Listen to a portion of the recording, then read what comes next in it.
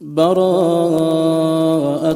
من الله ورسوله إلى الذين عاهدتم من المشركين فسيحوا في الأرض 4 أشهر واعلموا أنكم غير معجز الله وأن الله مخزي الكافرين. وأذان من الله ورسوله إلى الناس يوم الحج الأكبر أن الله بريء من المشركين ورسوله فإن تبتم فهو خير لكم وإن توليتم فاعلموا أنكم غير معجز الله وبشر الذين كفروا بعذاب أليم. إلا الذين عاهدتم من المشركين ثم لم ينقصوكم شيئا ولم يظاهروا عليكم أحدا فأتموا إليهم عهدهم إلى مدتهم إن الله يحب المتقين. فإذا انسلخ الأشهر الحرم فاقتلوا المشركين حيث وجدتموهم وخذوهم واحصروهم واقعدوا لهم كل مرصد فإن تابوا وأقاموا الصلاة وآتوا الزكاة فخلوا سبيلهم إن الله غفور رحيم. وإن أحد من المشركين استجارك فأجره حتى يسمع كلام الله ثم أبلغه مأمنه ذلك بأنهم قوم لا يعلمون. كيف يكون للمشركين عهد عند الله وعند رسوله إلا الذين عاهدتم عند المسجد الحرام فما استقاموا لكم فاستقيموا لهم إن الله يحب المتقين. كيف وإن يظهروا عليكم لا يرقبوا فيكم إلا ولا ذمة يرضونكم بأفواههم وتأبى قلوبهم وأكثرهم فاسقون. اشتروا بآيات الله ثمنا قليلا فصدوا عن سبيله إنهم ساء ما كانوا يعملون. لا يرقبون في مؤمن إلا ولا ذمة وأولئك هم المعتدون. فإن تابوا وأقاموا الصلاة وآتوا الزكاة فإخوانكم في الدين ونفصل الآيات لقوم يعلمون. وإن نكثوا أيمانهم من بعد عهدهم وطعنوا في دينكم فقاتلوا أئمة الكفر إنهم لا أيمان لهم لعلهم ينتهون. ألا تقاتلون قوما نكثوا أيمانهم وهموا بإخراج الرسول وهم بدؤوكم أول مرة أتخشونهم فالله أحق أن تخشوه إن كنتم مؤمنين. قاتلوهم يعذبهم الله بأيديكم ويخزهم وينصركم عليهم ويشفي صدور قوم مؤمنين ويذهب غيظ قلوبهم ويتوب الله على من يشاء والله عليم حكيم. أم حسبتم أن تتركوا ولما يعلم الله الذين جاهدوا منكم ولم يتخذوا من دون الله ولا رسوله ولا المؤمنين وليجة والله خبير بما تعملون.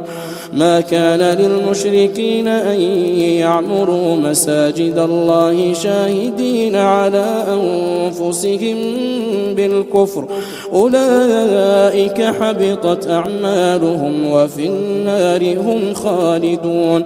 إنما يعمر مساجد الله من آمن بالله واليوم الآخر وأقام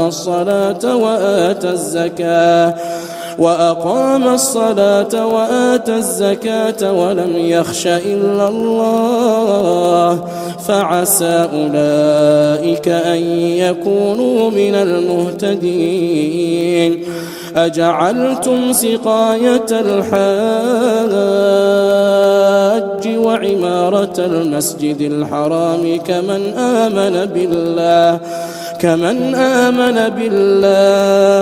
كمن آمن بالله واليوم الآخر وجاهد في سبيل الله لا يستوون عند الله والله لا يهدي القوم الظالمين. الذين آمنوا وهاجروا وجاهدوا في سبيل الله بأموالهم وأنفسهم أعظم درجة عند الله وأولئك هم الفائزون. يبشرهم ربهم برحمة منه ورضوان وجنات لهم فيها نعيم مقيم خالدين فيها أبدا إن الله عنده أجر عظيم. يا أيها الذين آمنوا لا تتخذوا آباءكم وإخوانكم أولياء إن استحبوا الكفر على الإيمان ومن يتولهم فأولئك هم الظالمون. قل إن كان آباؤكم وأبناؤكم وإخوانكم وأزواجكم وعشيرتكم وأموال اقترفتموها وتجارة تخشون كسادها ومساكن ترضونها أحب إليكم من الله ورسوله وجهاد في سبيله فتربصوا حتى يأتي الله بأمره والله لا يهدي القوم الفاسقين. لقد نصركم الله في مواطن كثيرة ويوم حنين إذ أعجبتكم كثرتكم فلم تغن عنكم شيئا وضاقت عليكم الأرض بما رحبت ثم وليتم مدبرين. ثم أنزل الله سكينته على رسوله وعلى المؤمنين وأنزل جنودا لم تروها وعذب الذين كفروا وذلك جزاء الكافرين. ثم يتوب الله من بعد ذلك على من يشاء والله غفور رحيم. يا أيها الذين آمنوا إنما المشركون نجس فلا يقربوا المسجد الحرام بعد عامهم هذا وإن خفتم عيلة فسوف يغنيكم الله من فضله إن شاء إن الله عليم حكيم. قاتلوا الذين لا يؤمنون بالله ولا باليوم الآخر ولا يحرمون ما حرم الله ورسوله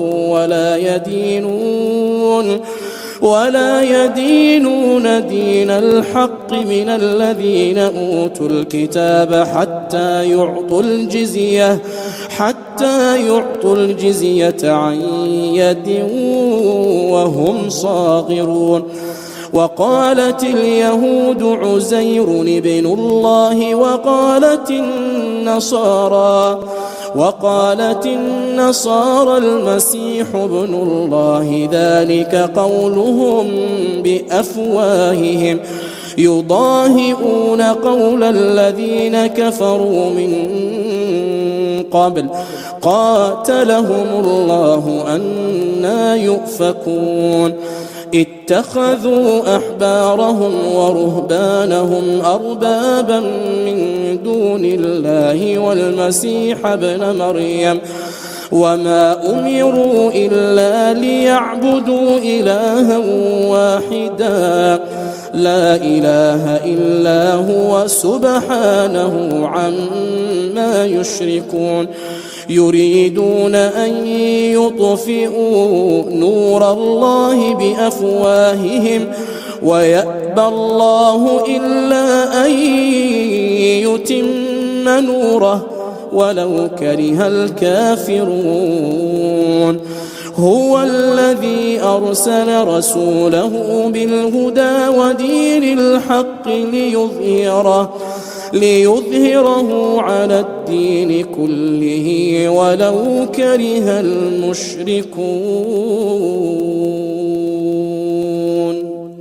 يا أيها الذين آمنوا إن كثيرا من الأحبار والرهبان ليأكلون أموال الناس بالباطل ويصدون عن سبيل الله والذين يكنزون الذهب والفضة ولا ينفقونها في سبيل الله فبشرهم بعذاب أليم يوم يحمى عليها في نار جهنم فتكوى بها جباههم وجنوبهم وظهورهم هذا ما كنزتم لأنفسكم فذوقوا ما كنتم تكنزون إن عدة الشهور عند الله 12 شهرا في كتاب الله يوم خلق السماوات والأرض منها 4 حرم ذلك الدين القيم فلا تظلموا فيهن أنفسكم وقاتلوا المشركين كافة كما يقاتلونكم كافة واعلموا أن الله مع المتقين إنما النسيء زيادة في الكفر يضل به الذين كفروا يحلونه عاما ويحرمونه عاما ليواطئوا عدة ما حرم الله فيحلوا ما حرم الله زين لهم سوء أعمالهم والله لا يهدي القوم الكافرين يا أيها الذين آمنوا ما لكم إذا قيل لكم انفروا في سبيل الله اثاقلتم إلى الأرض أرضيتم بالحياة الدنيا من الآخرة فما متاع الحياة الدنيا في الآخرة إلا قليل إلا تنفروا يعذبكم عذابا أليما ويستبدل قوما غيركم ولا تضروه شيئا والله على كل شيء قدير إلا تنصروه فقد نصره الله إذ أخرجه الذين كفروا ثاني اثنين إذ هما في الغار إذ يقول لصاحبه لا تحزن إن الله معنا فأنزل الله سكينته على رسوله وعلى المؤمنين وأنزل جنودا لم تروها وجعل كلمة الذين كفروا السفلى وكلمة الله هي العليا والله عزيز حكيم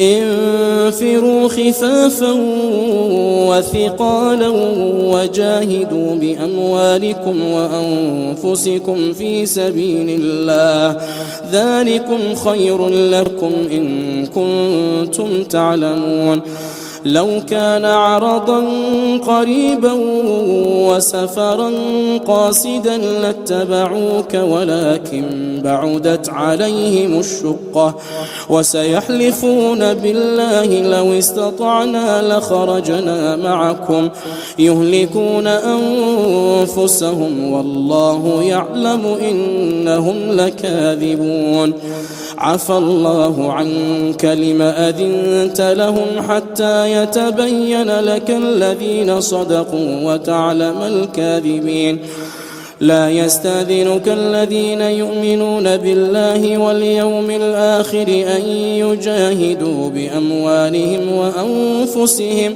والله عليم بالمتقين إنما يستأذنك الذين لا يؤمنون بالله واليوم الآخر وارتابت قلوبهم فهم في ريبهم يترددون ولو أرادوا الخروج لأعدوا له عدة ولكن كره الله بعاثهم فثبطهم وقيل اقعدوا مع القاعدين لو خرجوا فيكم ما زادوكم إلا خبالا ولأوضعوا خلالكم يبغونكم الفتنة وفيكم سماعون لهم والله عليم بالظالمين لقد ابتغوا الفتنة من قبل وقلبوا لك الأمور حتى جاء الحق وظهر أمر الله وهم كارهون ومنهم من يقول ائذن لي ولا تفتني ألا في الفتنة سقطوا وإن جهنم لمحيطة بالكافرين إن تصبك حسنة تسؤهم وإن تصبك مصيبة يقولوا قد أخذنا أمرنا من قبل ويتولوا وهم فرحون قل لن يصيبنا إلا ما كتب الله لنا هو مولانا وعلى الله فليتوكل المؤمنون قل هل تربصون بنا إلا إحدى الحسنيين ونحن نتربص بكم أن يصيبكم الله بعذاب من عنده أو بأيدينا فتربصوا إنا معكم متربصون قل أنفقوا طوعا أو كرها لن يتقبل منكم إنكم كنتم قوما فاسقين وما منعهم أن تقبل منهم نفقاتهم إلا أنهم كفروا بالله وبرسوله ولا يأتون الصلاة إلا وهم كسالى ولا ينفقون إلا وهم كارهون فلا تعجبك أموالهم ولا أولادهم إنما يريد الله ليعذبهم بها في الحياة الدنيا وتزهق أنفسهم وهم كافرون ويحلفون بالله إنهم لمنكم وما هم منكم ولكنهم قوم يفرقون لو يجدون ملجأ أو مغارات أو مدخلا لولوا إليه وهم يجمحون ومنهم من يلمزك في الصدقات فإن أعطوا منها رضوا وإن لم يعطوا منها إذا هم يسخطون ولو أنهم رضوا ما آتاهم الله ورسوله وقالوا حسبنا الله سيؤتينا الله من فضله ورسوله إنا إلى الله راغبون إنما الصدقات للفقراء والمساكين والعاملين عليها والمؤلفة قلوبهم وفي الرقاب والغارمين وفي سبيل الله وابن السبيل فريضة من الله والله عليم حكيم. ومنهم الذين يؤذون النبي ويقولون هو أذن قل أذن خير لكم يؤمن بالله ويؤمن للمؤمنين ورحمة للذين آمنوا منكم والذين يؤذون رسول الله لهم عذاب أليم. يحلفون بالله لكم ليرضوكم والله ورسوله أحق أن يرضوه إن كانوا مؤمنين. ألم يعلموا أنه من يحادد الله ورسوله فأن له نار جهنم خالدا فيها ذلك الخزي العظيم. يحذر المنافقون أن تنزل عليهم سورة تنبئهم بما في قلوبهم قل استهزئوا إن الله مخرج ما تحذرون ولئن سألتهم ليقولن إنما كنا نخوض ونلعب قل أبالله وآياته ورسوله كنتم تستهزئون لا تعتذروا قد كفرتم بعد إيمانكم إن نعف عن طائفة منكم نعذب طائفة بأنهم كانوا مجرمين. المنافقون والمنافقات بعضهم من بعض يأمرون بالمنكر وينهون عن المعروف ويقبضون أيديهم نسوا الله فنسيهم إن المنافقين هم الفاسقون. وعد الله المنافقين والمنافقات والكفار نار جهنم خالدين فيها هي حسبهم ولعنهم الله ولهم عذاب مقيم. كالذين من قبلكم كانوا أشد منكم قوة وأكثر أموالا وأولادا فاستمتعتم بخلاقكم كما استمتع الذين من قبلكم بخلاقهم وخضتم كالذي خاضوا أولئك حبطت أعمالهم في الدنيا والآخرة وأولئك هم الخاسرون.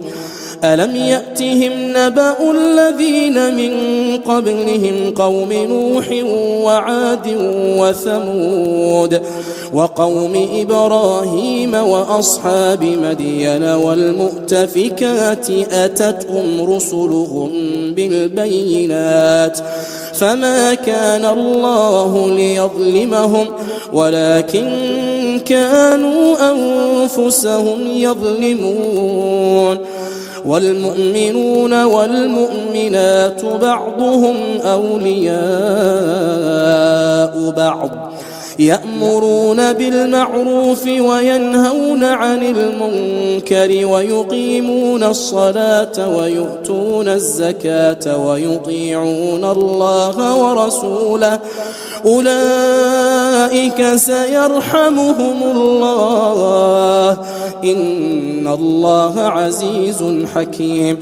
وعد الله المؤمنين والمؤمنات جنات تجري من تحتها الأنهار خالدين فيها ومساكن طيبة في جنات عدن ورضوان من الله أكبر ذلك هو الفوز العظيم. يا أيها النبي جاهد الكفار والمنافقين واغلظ عليهم ومأواهم جهنم وبئس المصير. يحلفون بالله ما قالوا ولقد قالوا كلمة الكفر وكفروا بعد إسلامهم وهموا بما لم ينالوا وما نقموا إلا أن أغناهم الله ورسوله من فضله فإن يتوبوا يك خيرا لهم وإن يتولوا يعذبهم الله عذابا أليما في الدنيا والآخرة وما لهم في الأرض من ولي ولا نصير.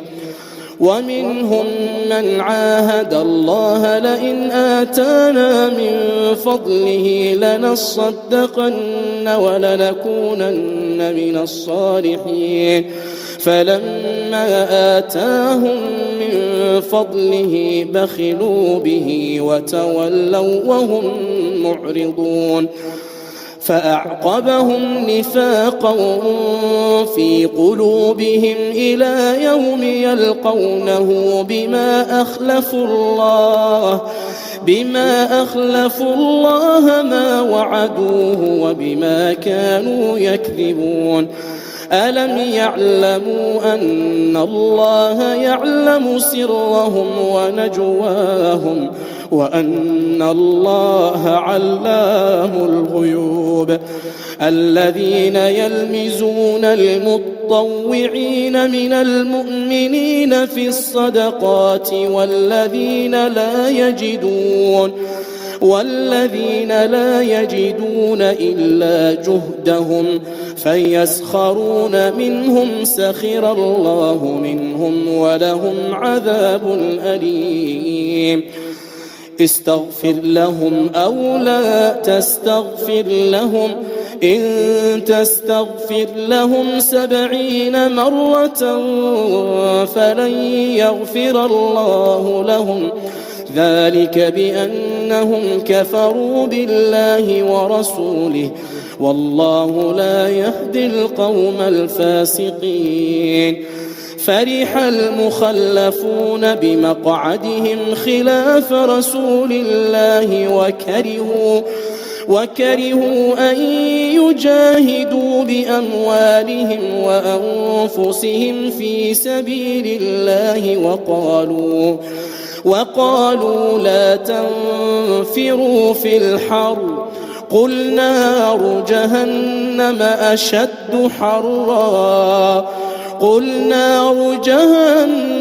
أشد حرا لو كانوا يفقهون. فليضحكوا قليلا وليبكوا كثيرا جزاء بما كانوا يكسبون.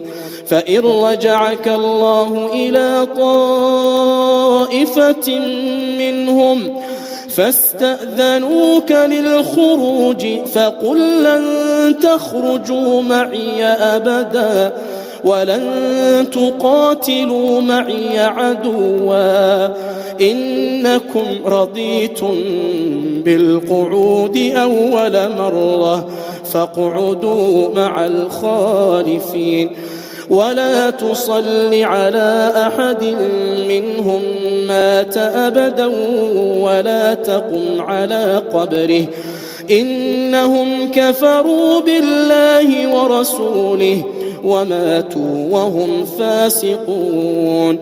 ولا تعجبك أموالهم وأولادهم إنما يريد الله أن يعذبهم بها في الدنيا وتزهق أنفسهم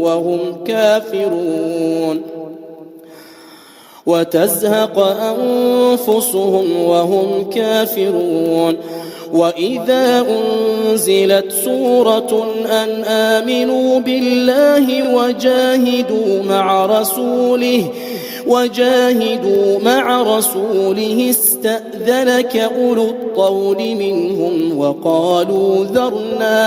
وقالوا ذرنا نكن مع القاعدين رضوا بأن يكونوا مع الخوالف وطبع على قلوبهم فهم لا يفقهون لكن الرسول والذين آمنوا معه جاهدوا بأموالهم وأنفسهم وأولئك لهم الخيرات وأولئك هم المفلحون أعد الله لهم جنات تجري من تحتها الأنهار خالدين فيها ذلك الفوز العظيم.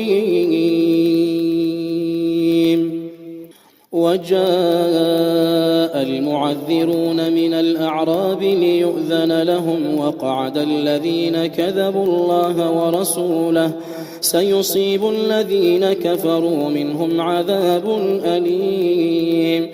ليس على الضعفاء ولا على المرضى ولا على الذين لا يجدون ما ينفقون حرج إذا نصحوا لله ورسوله ما على المحسنين من سبيل والله غفور رحيم.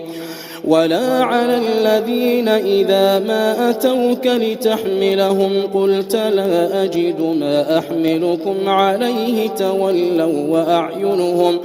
تولوا وأعينهم تفيض من الدمع حزنا ألا يجدوا ما ينفقون. إنما السبيل على الذين يستأذنونك وهم أغنياء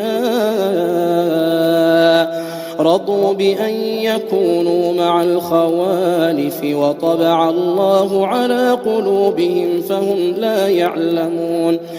يعتذرون إليكم إذا رجعتم إليهم قل لا تعتذروا لن نؤمن لكم قد نبأنا الله من أخباركم وسيرى الله عملكم ورسوله ثم تردون إلى عالم الغيب والشهادة فينبئكم بما كنتم تعملون. سيحلفون بالله لكم إذا انقلبتم إليهم لتعرضوا عنهم فأعرضوا عنهم إنهم رجس ومأواهم جهنم جزاء بما كانوا يكسبون. يحلفون لكم لترضوا عنهم فإن ترضوا عنهم فإن الله لا يرضى عن القوم الفاسقين. الأعراب أشد كفرا ونفاقا وأجدر ألا يعلموا حدود ما أنزل الله على رسوله والله عليم حكيم. ومن الأعراب من يتخذ ما ينفق مغرما ويتربص بكم الدوائر عليهم دائرة السوء والله سميع عليم. ومن الأعراب من يؤمن بالله واليوم الآخر ويتخذ ما ينفق قربات عند الله وصلوات الرسول ألا إنها قربة لهم سيدخلهم الله في رحمته إن الله غفور رحيم. والسابقون الأولون من المهاجرين والأنصار والذين اتبعوهم بإحسان رضي الله عنهم ورضوا عنه وأعد لهم جنات تجري تحتها الأنهار خالدين فيها أبدا ذلك الفوز العظيم. وممن حولكم من الأعراب منافقون ومن أهل المدينة مردوا على النفاق لا تعلمهم نحن نعلمهم سنعذبهم مرتين ثم يردون إلى عذاب عظيم. وآخرون اعترفوا بذنوبهم خلطوا عملا صالحا وآخر سيئا عسى الله أن يتوب عليهم إن الله غفور رحيم. خذ من أموالهم صدقة تطهرهم وتزكيهم بها وصل عليهم إن صلاتك سكن لهم والله سميع عليم. ألم يعلموا أن الله هو يقبل التوبة عن عباده ويأخذ الصدقات وأن الله هو التواب الرحيم. وقل اعملوا فسيرى الله عملكم ورسوله والمؤمنون وستردون إلى عالم الغيب والشهادة فينبئكم بما كنتم تعملون. وآخرون مرجون لأمر الله إما يعذبهم وإما يتوب عليهم والله عليم حكيم. والذين اتخذوا مسجدا ضرارا وكفرا وتفريقا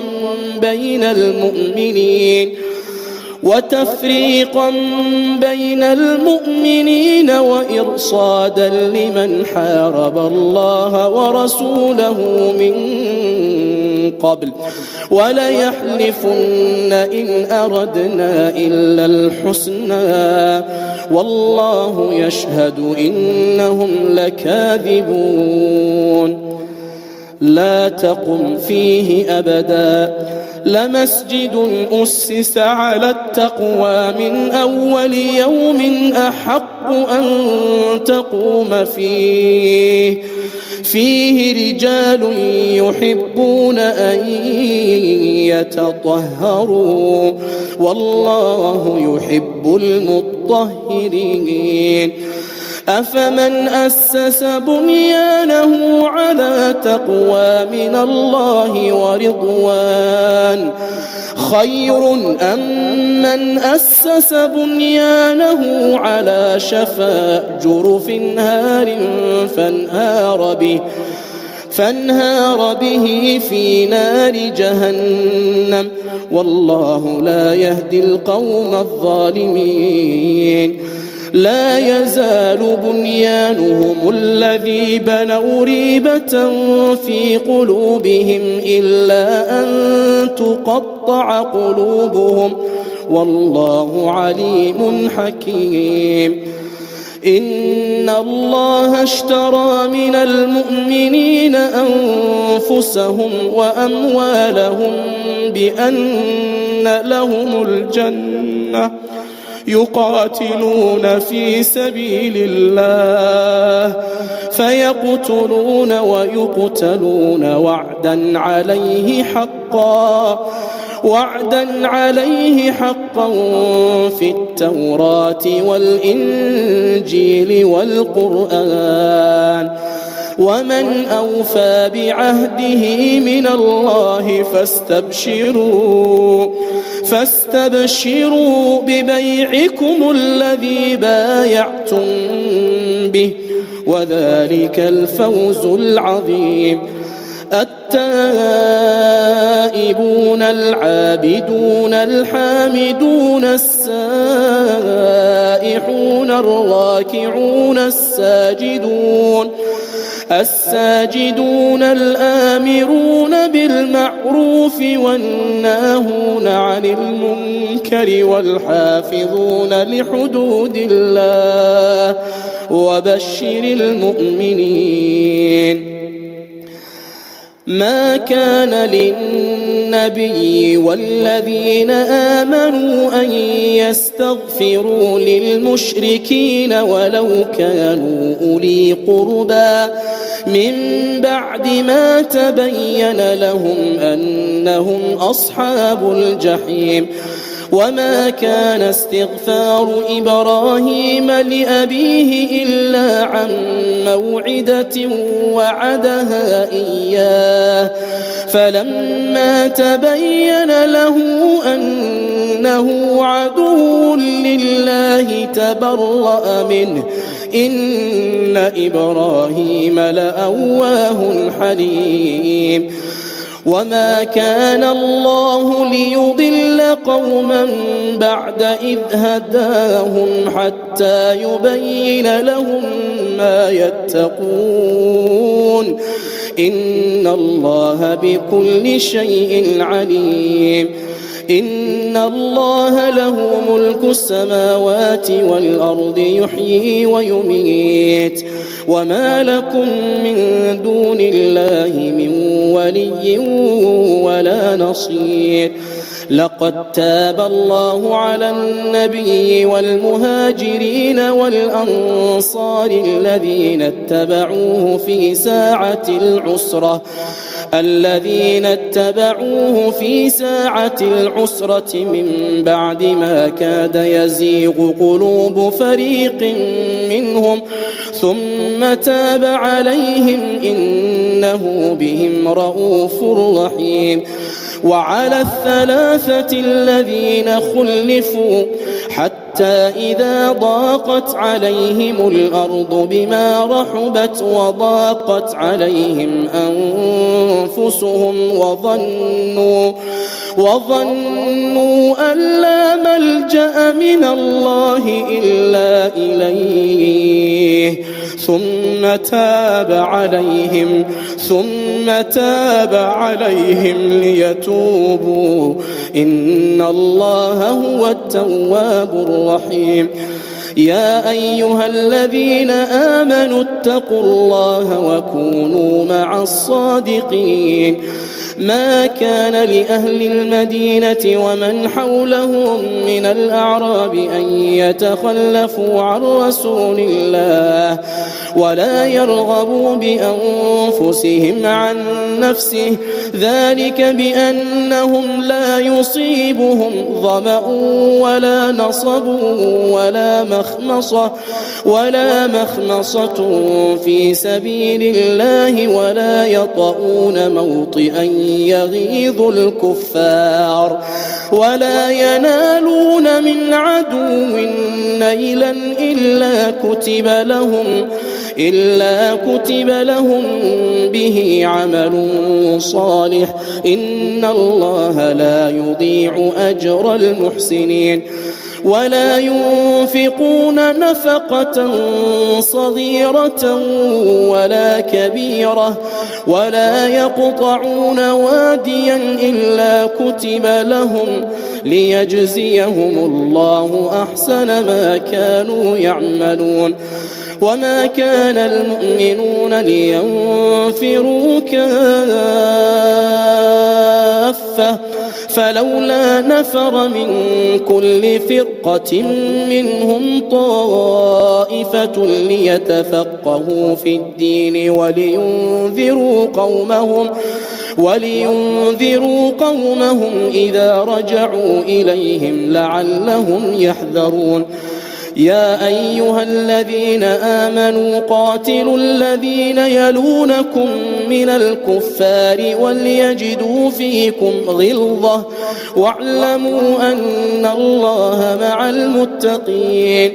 وإذا ما أنزلت سورة فمنهم من يقول أيكم زادته هذه إيمانا فأما الذين آمنوا فزادتهم إيمانا وهم يستبشرون وأما الذين في قلوبهم مرض فزادتهم رجسا إلى رجسهم وماتوا وهم كافرون أولا يرون أنهم يفتنون في كل عام مرة أو مرتين ثم لا يتوبون ولا هم يذكرون وإذا ما أنزلت سورة نظر بعضهم إلى بعض هل يراكم من أحد ثم انصرفوا صرف الله قلوبهم بأنهم قوم لا يفقهون لقد جاءكم رسول من أنفسكم عزيز عليه ما عنتم حريص عليكم بالمؤمنين رؤوف رحيم فإن تولوا فقل حسبي الله لا إله إلا هو عليه توكلت وهو رب العرش العظيم الله أكبر